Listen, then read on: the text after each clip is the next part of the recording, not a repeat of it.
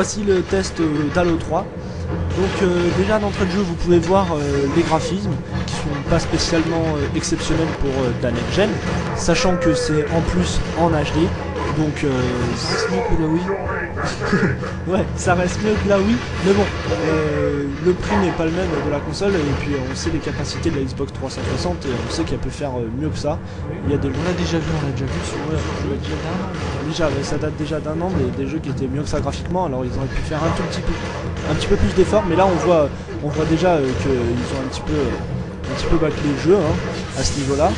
Les phases de jeu, toujours les mêmes, ça reste ça tire de partout et toujours les mêmes ennemis d'ailleurs, malheureusement c'est toujours les mêmes ennemis. J'aurais pu vous mettre une phase d'Halo 2 et vous auriez peut-être pas vu la différence parce que ça reste vraiment disons dans l'esprit d'Halo, mais un peu trop. Une histoire qui suit, oui. C'est juste après, ça se déroule juste après le 2 donc. Et ouais non, c'est parfaitement au niveau scénario, c'est parfaitement suivi. Même si on pense que, je trouve que c'est un petit peu bâclé au niveau scénario. Ils ont fait au plus simple et au plus vite. Voilà, au plus vite. Je dirais durée de vie. Au niveau durée de vie, alors là aussi, encore une bonne surprise de leur part, puisque le niveau de jeu pour des joueurs confirmés, il s'élève à pas plus de 6 heures. Vraiment pas plus de 6 heures le jeu. Donc, un peu léger quand même. Un peu léger.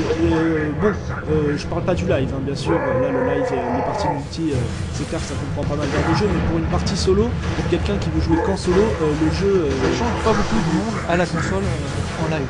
Ouais. Il faut quand même penser à ces joueurs-là qui sont beaucoup plus nombreux que les joueurs en live. Voilà, donc c'est vrai que pour le FPS de Microsoft, ils ont un petit peu abusé sur ce niveau-là, et donc c'est un petit peu décevant, voilà.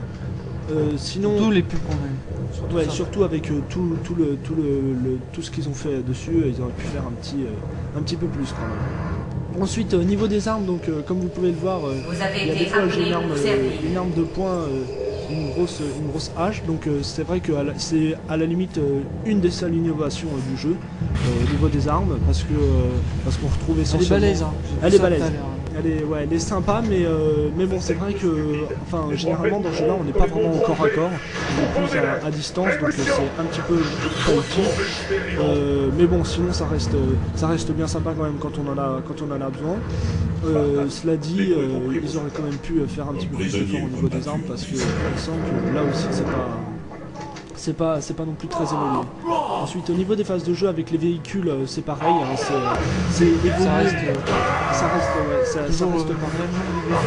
À peu près, ouais, ils ont quand même évolué. Il y a quand même un tout petit peu plus de véhicules. Par exemple, il y a un véhicule aérien en plus qui est sympa, mais bon voilà, qu'on s'en sert 10 minutes dans le jeu, donc on n'a qu'une phase avec et on s'en sert 10 minutes, donc c'est pas spécialement intéressant.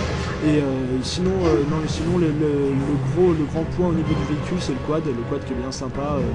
Ils ont fait une innovation là-dessus, donc c'était sympa. On l'attendait pour le volume numéro 2, mais on a pour le 3, ce qui est pour le 3. Donc un jeu tant attendu qui est pas vraiment ce qu'on attendait. Ouais, c'est pas du tout à la hauteur. Un jeu relativement moyen en fait. Ouais, relativement moyen. Avec une note de 13.